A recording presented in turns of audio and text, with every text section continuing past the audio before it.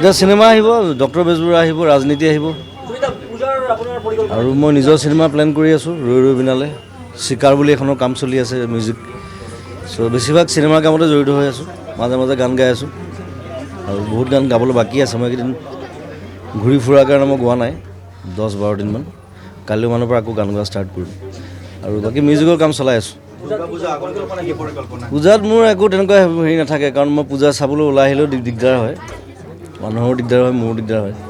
গতিকে মই ষ্টুডিঅ'তে থাকিম, কাম কৰি থাকিম। মোৰ নিজৰ ষ্টুডিঅ' বনাই আছোঁ জোনালীত, সেইটো কামতো লাগি আছোঁ। নতুন ষ্টুডিঅ' এটা কৰি আছোঁ মই জোনালী সেন্দুৰীয়ালিত।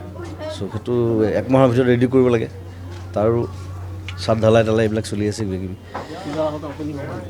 পূজাৰ আগত নহ'ব, ইমান সোনকালে নোৱাৰিম, এমাহ লাগি যাব। নেক্সট নৱেম্বৰলৈকে চাওঁ, নৱেম্বৰলৈকে ওলাব চাগে। Thank you. ধুনীয়া লাগিছে, আৰু কনচেপ্টটো ভাল লাগিছে। গ্ৰীণ কনচেপ্ট কৰিছে গোটেই, সেউজীয়া যিমান পাৰি মানে চব বস্তু সেউজীয়া ৰাখিবলৈ যত্ন কৰা হৈছে। নামটোও ধুনীয়া, বাটিকা।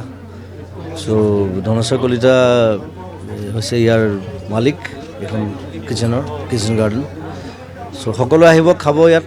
তাতে পূজাৰ বতৰ, পূজা আহি আছে, সকলোৱে ফূৰ্তি কৰক, আহক, উপভোগ কৰক,